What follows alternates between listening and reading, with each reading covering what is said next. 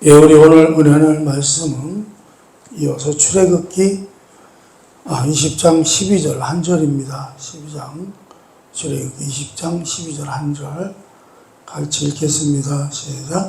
내 부모를 공경하라. 그리하면 내 하나님 아버지가 내게 준 땅에서 내 생명이 길리라.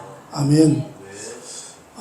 오늘 이 말씀은 십계명 전체로 보면 두 번째 부분에 해당을 합니다. 그러니까 부모를 공경하라.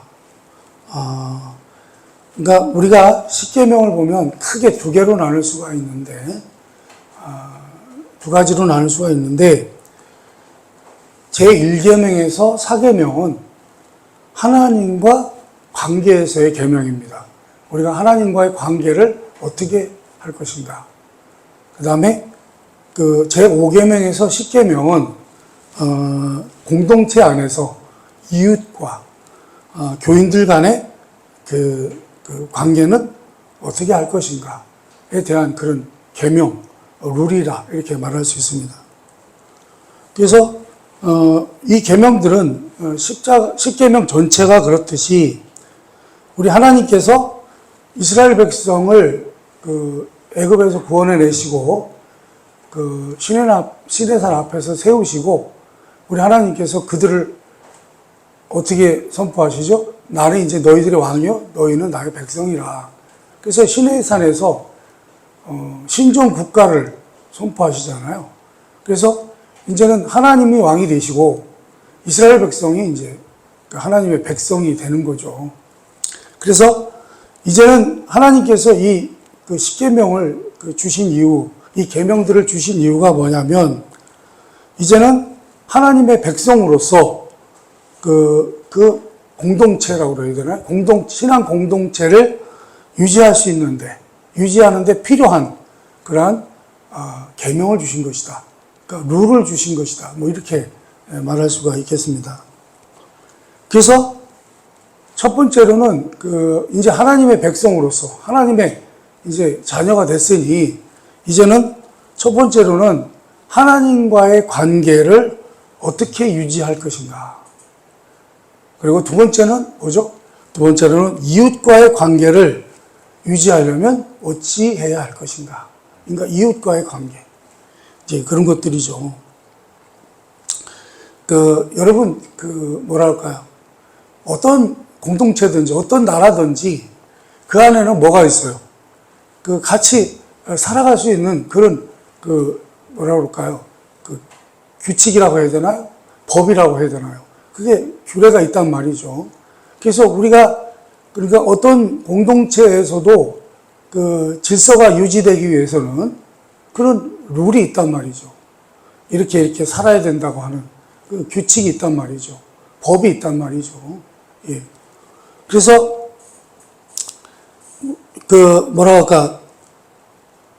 우리가 하나님과의 관계, 또 이웃과의 관계를 우리가 잘 유지를 하려면 어떻게 할 것인가. 그래서 우리가 그 룰에 대해서 우리 하나님께서 그 방법으로 십계명을 주신 거라는 거죠.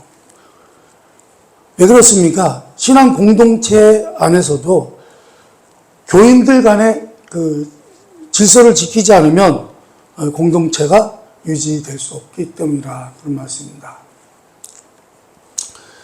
여러분, 우리 교회도 마찬가지잖아요. 교회에 들어와서도 우리 교회 안에 그런 룰이 있죠. 오면은 기도하고 또 예배 드리고 이제 이런 룰이 있단 말이죠. 그런데 예배 시간에 와가지고 어떤 사람이 그것을 무시하고 자기 마음대로 말이죠.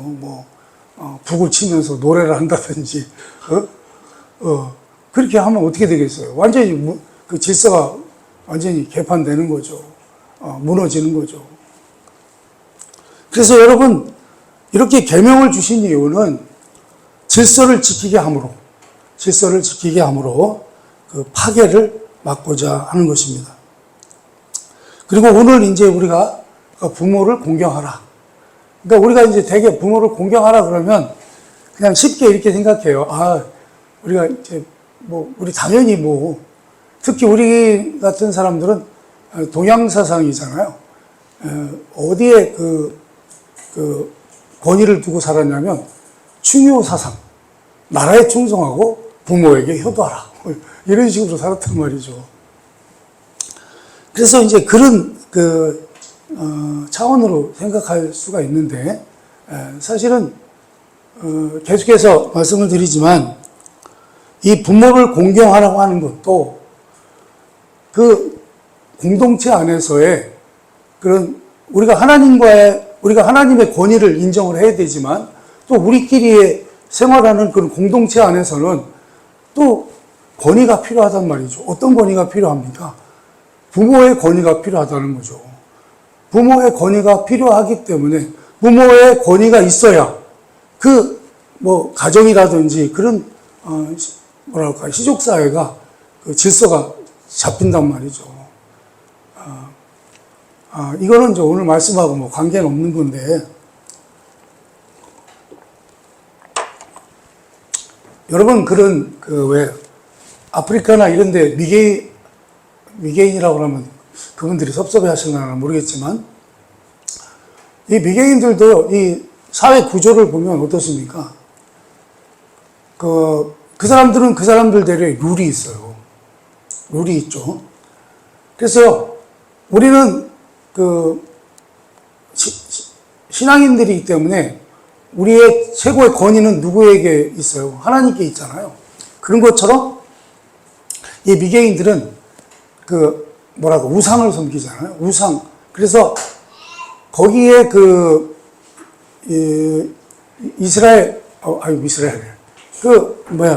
사람들은요, 셔먼이라고 그러죠. 우리로 말하면 무당인데, 무당이 그 마을의 권위자예요.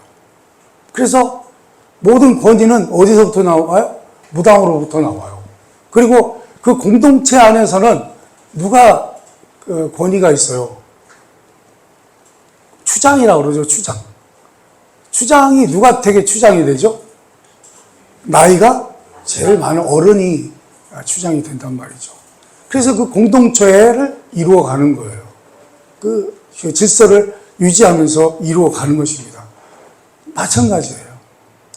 그래서 우리가 부모를 공경하라고 하는 의미는 우리의 그런 공동체에서, 우리끼리의 그런 조직에서 그런 질서를, 안정을 유지하기 위해서는 어떻게 해요? 우리끼리 안에서도 누구에게 권위가 있어야 된다는 거예요. 부모에게 권위가 있어야 된다는 거예요. 제일 나이 많은 어른이 권위가 있어야 된다는 것입니다. 그래서 여러분, 부모를 공경하라고 하는 것은 그런 차원에서 공동체가 가져야 하는 질서 유지에 필요한 권위를 우리에게 주고자 하시는 것입니다. 그러므로 우리가 이제 첫 번째 계명들은 하나님께 대한 거죠. 하나님께 대한 신앙, 그리고 순종과 충성을 요구하고 있습니다. 이처럼 공동체의 질서를 하나님께 최고의 권위를 둠으로써 이 공동체가 성립된다고 하는 것을 우리에게 가르치고 있습니다. 그리고 이제 두 번째 계명은 뭐죠?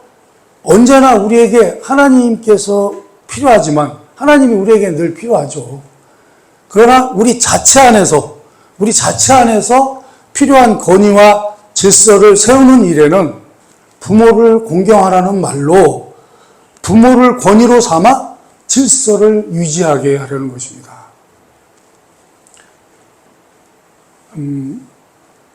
이런 권위가 있어야 되죠.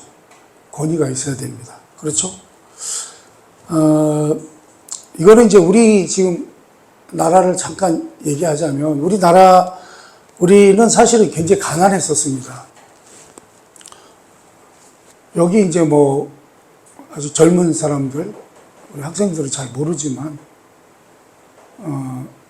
저희들 때만 해도 굉장히 못 살았어요. 정말 가난했습니다. 그래서 우리 때까지도 보릿고개라고 그러죠. 못 먹어서 돌아가시는 분들도 있었어요. 북한에서만 못 먹어서 죽는 게 아니라 그 북한은 뭐 고난의 행군 때인가요? 그때 300만이 죽었다 그러죠, 굶어서.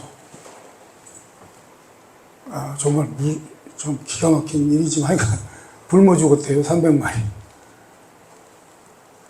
여러분, 사실 우리도 그렇게 가난했던 시절이 있습니다. 우리나라가 이렇게 잘 살게 된 게요, 얼마 안 돼요, 여러분. 이렇게 가난했던 우리 조국, 우리나라를요, 어떻게 하든지 살리려고 하는 그런 목적을 가지고, 그런 애국심을 가지고, 나라를 놀랍게 발전시켰던 대통령이 있습니다. 그게 누구죠? 박정희 대통령. 박정희 대통령은 정말 위대한 분이죠. 그는 대한민국 5천년 역사 동안 우리나라는요 5천년 역사 동안 가난했어요. 5천년 내내. 그래서요 늘 굶어 죽는 사람들이 있었고요. 정말 그런 가난한 민족이었는데 그 5천년 동안 내려오는 가난을 극복하게 만들고 지금 우리나라가 이렇게 잘 사는 나라로 만드는 원동력이 되신 분이죠. 근데 그럼에도 그 박정희 대통령이 하고자 하는 일들을 방해하는 사람들이 많았어요. 지금으로 말하면 그 야당이죠. 대표적인 인물이 김대중, 김용삼 이런 사람들이었는데 그 고속도로, 우리 처음에 경부고속도로 놓을 때도 김대중이하고 김영삼이가요, 그 고속도로 놓으면 안 된다고 땅바닥에 누웠어요. 나를 깔고 죽이고 그 고속도로를 놓으라고. 그렇게 한 사람들입니다. 아무튼 사실은 박정희 대통령 때는요, 조금 이렇게 좀 강력한 리더십이 있었어요. 그러다 보니까 그런 인권이 좀 이렇게 유린되는 그런 상황도 없지 않아 있었습니다. 그런 것 때문에 많은 사람들이 이제 반발을 하게 되고 그 틈에 좀 장기 집권을 또 하기도 하셨지만 사실은 그 장기 집권 덕분에 우리나라가 이렇게 잘 살게 된 건데 그 틈에 아꼈던 부하의 손에 총을 맞아 돌아가셨는데 그때 그 총 맞아서 돌아가실 때 제가 그 군대에 있었고요. 병장 출신이었습니다. 그때 병장이었어요. 제대 얼마 안 남은 병장이었는데 그래서 제가 제대 못할까 봐 걱정 많이 했습니다. 아무튼 여러분 이렇게 뭐라고 할까요? 권세를 잡는 것 혹은 그 바람에 권세 혹은 권위라고 하는 것을요 거부하는 풍조가 생긴 거예요. 그때부터. 그래서 전통적으로 권위의 상징으로 여겨졌던 것들이 공격을 받기 시작했습니다. 그래서 어떻게 해요? 사람들이요 관공서를 침입해서 불을 지르거나 학생들은 학교 총장실에 가가지고 점거하는 식의 그런 반발들이 일어났습니다.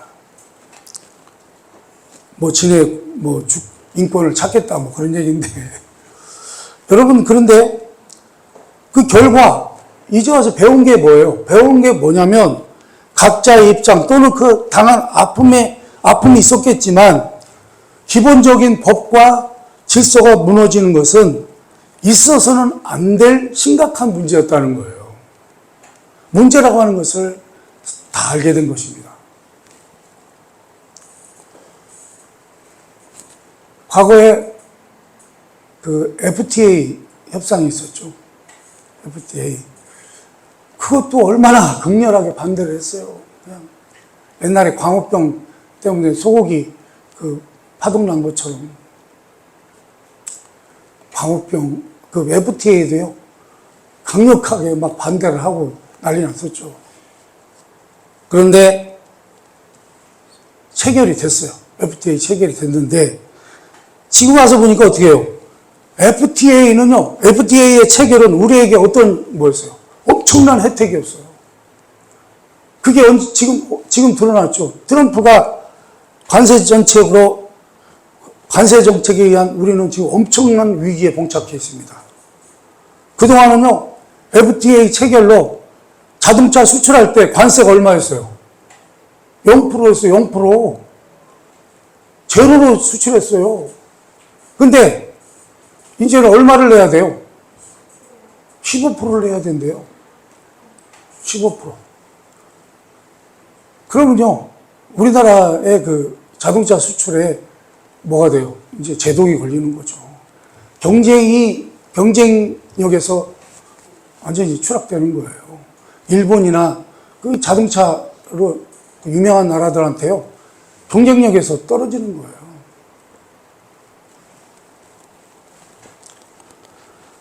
그리고요, 그것도 정확하게 결정된 관세가 아니더라고요. 그래서 여러분, 이제 그 관세가 몇 프로가 될지 알 수가 없어요. 지금 상황이 그렇게 됐습니다. 그리고 실제로는 우리가요, 오늘 말씀을 통해서 우리가 깨달아야 되는 것은 뭐냐면, 지금 심각한 당면한 문제가 있다는 거예요, 우리나라에. 어떤 문제가 있습니까? 지금 우리나라의 정권을 잡은 자들. 지금 우리나라의 정권을 잡은 자들이 어떤 자들이에요? 제대로 된 정상적인 방법으로 정권을 잡았느냐는 거예요. 이 친구들은요, 완전히 불법, 부정, 뭐라고 할까요? 거짓. 이거 뭐 어떻게 말할 수 없는 그런 정말 악한 자들이죠. 그래서 지금요, 이재명이가 대통령 되고 나서 된 지 몇 달 되지도 않았는데, 나라가 완전히 꼬꾸라지고 있어요. 곤두박질 치고 있습니다. 나라를 심각하게 무너뜨리고요, 파괴하고 있습니다. 이들은 정상적인 방법으로 정권을 잡은 자들이 아니기 때문입니다. 그리고 불법과 부정한 방법으로 정권을 찬탈했고요. 이들은 어때요? 잘못된 이념, 북한과 중국을 추종하는 세력들. 그래서요, 부정한 방법으로 법치를 무너뜨리고 법과 질서를 완전히 무너뜨리고 독재국가로 만들려는 시도를 하고 있습니다. 여러분, 만일요, 정말 이대로 그대로 가잖아요? 이 정권을 빨리 정리하지 않으면 우리도요, 북한의 주민들처럼 독재자의 명령과 가난 속에서 죽지 않을 만큼의 식량을 배급받으며 살아가야 할지도 모른다라는 것입니다. 여러분, 우리나라는 지금 인권이 사라졌습니다. 그렇죠? 인권이라는 게 없어요. 왜 그렇습니까? 불법적으로 정권을 차지한 이들이 법이 되었습니다. 지금 이 나라의 이 법은 누가 법이에요? 이재명과 민주당 애들이 법이에요. 걔들이 법이에요, 법. 법이라는 건 없어졌어요. 실제 법은 없어졌고요. 그들이 법이에요. 법치와 질서는 완전히 무너졌습니다. 실제로 정상적인 대통령을 어떻게 했습니까? 감옥에 가두고 그의 사랑하는 아내도 감옥에 가두는 이런 비극적인 현실의 나라가 되었습니다. 이게 무슨 말이죠? 오늘 부모를 공경하라고 하는 그 질서의 법이 무너졌다라는 거예요. 우리나라는 하나님께서 명령하신 공동체의 질서를 유지하고 안녕을 위해서 주셨던 그 법을 어긴 거라는 거예요. 어떤 법을? 부모를 공경하라고 하는 법을 어겼다는 것입니다. 사랑하는 여러분, 이렇게 하나님이 주신 질서를 파괴하면요, 뭐만 남아요? 다 같이 망하는 것만 남는다는 거예요. 망하는 길만 남는다는 거예요.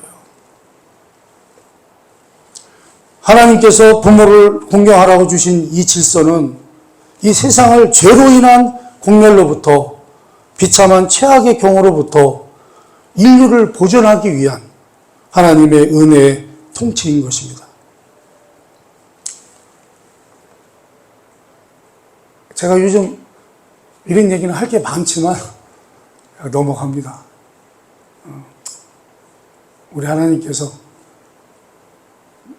자비를 베풀어 주시고 잘 되게 해주실 줄 믿습니다.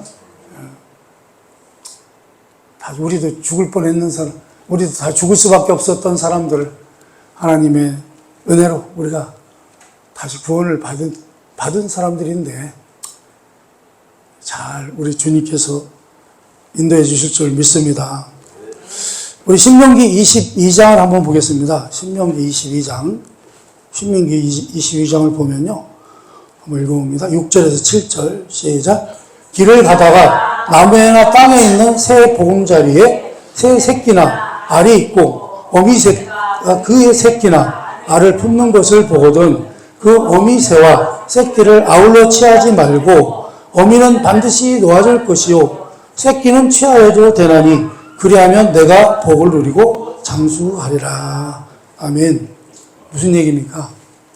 여기서 복은 뭐예요? 씨를 말리지 말라는 거예요. 우리 하나님이 주신 그런 생태계를요, 파괴하지 말라는 거예요. 무조건 싹쓸이 하면 어떻게 됩니까? 여기에 뭐가 나와요? 야, 어미는 반드시 놓아줘라. 어미는 반드시 놓아줘라. 그래야 보존을 하지. 응? 어미까지 싹 죽여버리면, 싹 잡아먹으면 어떻게 되냐, 이거요. 응?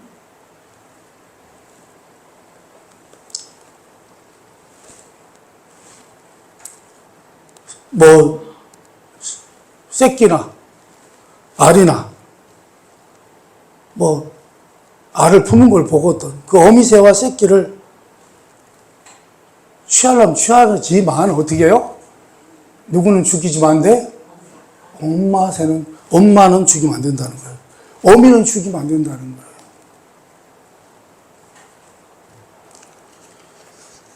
여러분, 지금 와서야 우리 인류는요, 환경의 중요성을 깨닫기 시작했습니다. 왜요? 자연을 파괴하는 것이 곧 우리 집과 우리의 건강을 해치는 것임을 알기 시작했습니다. 그러면서 우리가 깨달은 게 뭐예요?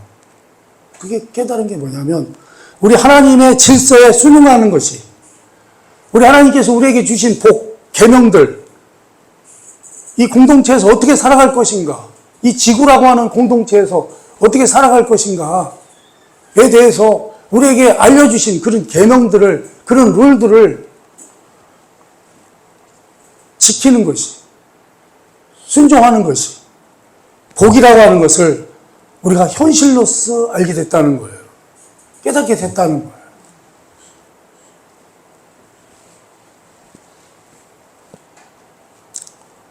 신명기 25장 15절입니다. 신명기 25장 15절 한번 읽어봅니다. 시작. 오직 온전하고 공정한 저울추를 두며 온전하고 공정한 대를 둘 것이라. 그리하면 내 하나님 여호와께서 내게 주시는 땅에서 내 날이 길리라. 아멘. 이 말씀은 오래 살 수 있는 방법이죠. 오래 살려면 어떻게 해요? 정직하랍니다. 그러면 정직하면 그러면 네가 복을 받고 어떻게 해요? 장수한다. 이렇게 말씀합니다. 여기서 말하는 정직은요, 하나님이 창조하신 세상에서 어떻게 사는 것이 하나님의 통치에 순응하며 복을 받는 것인가? 라는 것입니다. 우리가 좀 전에 살펴봤지만, 우리 하나님께서 복을 주시려고 세우신 질서이기 때문에, 여러분, 우리 하나님께서 이 만드신 모든 것들이요, 다 어떻게 해요? 우리에게 복을 주시려고 세우신 질서라는 거예요. 그래서 그것을 거스르는 것은 결국 자신에게 손해로 올 수밖에 없다고 하는 것을 우리가 말씀을 통해서 우리에게 가르치는 것입니다. 우리가 성공은 어떻게 하면 성공하죠? 성공. 이거는 이제 기독교적인 성공은 아니고요. 우리가 보편적으로 어떻게 하면 성공합니까? 해답은 그거죠. 뭐 정직하고 성실하게 살면 신앙과 관계없이 잘 되는 것입니다. 그렇죠?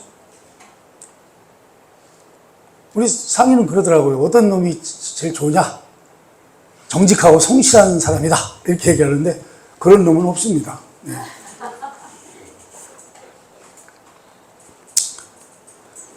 여러분, 우리는요, 잘 된다고 하는 것을 꼭 상업적으로 잘 되는 것을 떠나서 사실 특별한 경우가 아니면 노력한 대로 결과를 얻는 것이 뭐예요? 하나님의 통치 방법이라는 것입니다. 그렇죠?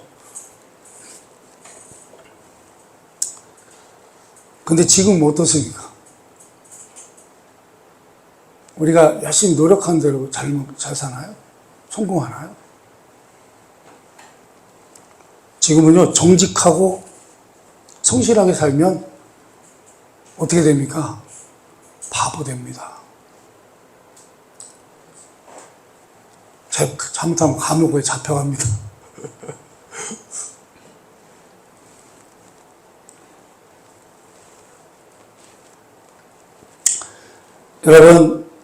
그러나 여러분, 우리가요,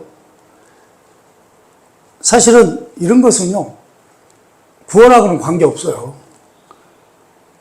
여러분, 하나님을 모독하는 자라도 그가 노력한 것은 얻는 것입니다. 그렇죠? 그래야 그게 하나님의 통치 방법이죠. 그리고 정직하게 살고 성실하게 살면 대접을 받는 것입니다. 이걸 이렇게 바꿀 수도 있어요.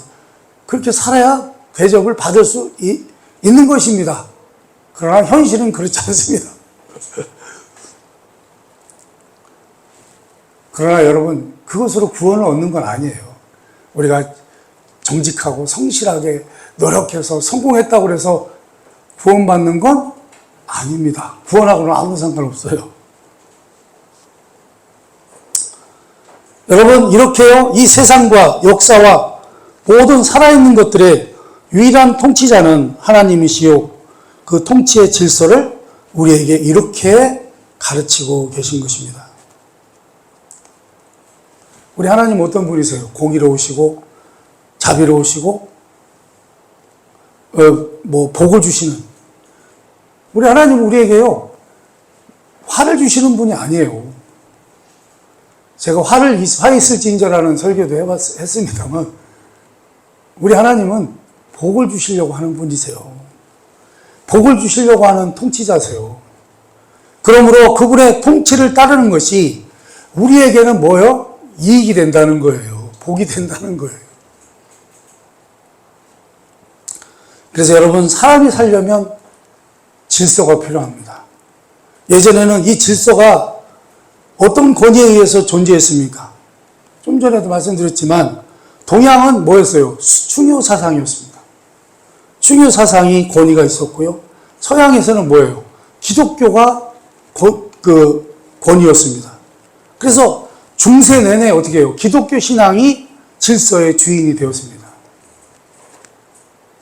그러나 여러분, 중세 시대는요, 기독교가 실패하죠. 기독교가 사실은 그때 망했다고 봐도 돼요. 왜요? 타락했기 때문에 그렇습니다. 교회가 타락해요. 어쩌면 지금 우리 한국교회하고 같은지도 모르죠. 뭐냐면, 여러분, 기독교라는 건 뭐예요? 이 기독교의 신앙이라고 하는 것은 모든 사람의 행복과 하나님을 알게 하는 것으로 인도하는 데 그 목적이 있는 것입니다. 그런데요, 이것을 어떻게 해요? 세상적인 권세로 남용해가지고 모든 사람에게 고역이 되고 말았다는 것입니다. 여러분, 교황의 권력이 얼마나 셌습니까? 중세시대 때. 왕이 되려도요, 누구한테 허락을 받아야 돼요? 교황이 왕으로 인정합니다. 이래야 왕이 돼요. 그러니까요, 그걸 가지고 하나님의 일을 한 게 아니라 뭘 했어요? 이 세상의 권세를 누리면서 정말 뭐라고 표현해야 되나요? 우리 하나님의 영광에 먹칠을 하는,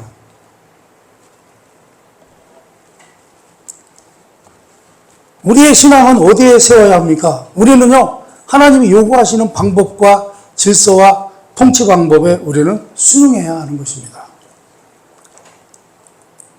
그렇게 해야만 우리의 신앙이 쌓이고 시간이 지나면서 자기를 성장시키는, 발전시키는 신앙인이 될 수 있다는 것입니다. 우리가 늘 말씀을 드리죠. 우리는요, 우리 안에서도 그래요. 우리는 지금 신앙 고백과 목표, 하나님에 대한 것들은 합의가 돼 있어요. 무슨 얘기예요? 우리 하나님께서는 우리를 다 하나님의 은혜로 구원하셨잖아요. 그래서 우리가 예수 믿고 하나님의 사람들이 다 됐잖아요. 그렇죠? 예? 거기까지는 다, 우리가 다 합의를 이뤘어요. 거기까지는 다 알아, 이제 우리가. 그런데, 거기에, 이제는 도달한 사람들은 아니라는 거예요. 도달한 사람들이 아니라는 거예요. 무슨 얘기예요? 늘 말씀을 드리지만, 우리가 구원을 받는 것은 온전히 하나님의 뜻이지만, 하나님의 은혜지만, 이제는 우리가 하나님의 자녀가 된 사람으로서 우리가 살아가야 되는 그런 삶, 거룩한 삶은 누구 책임이라고 그랬어요? 나와 여러분들의 책임이라고 말씀드렸습니다. 내가 거룩한 삶을 살아가야 되는 거예요. 내가 노력해서, 내가 책임을 지고.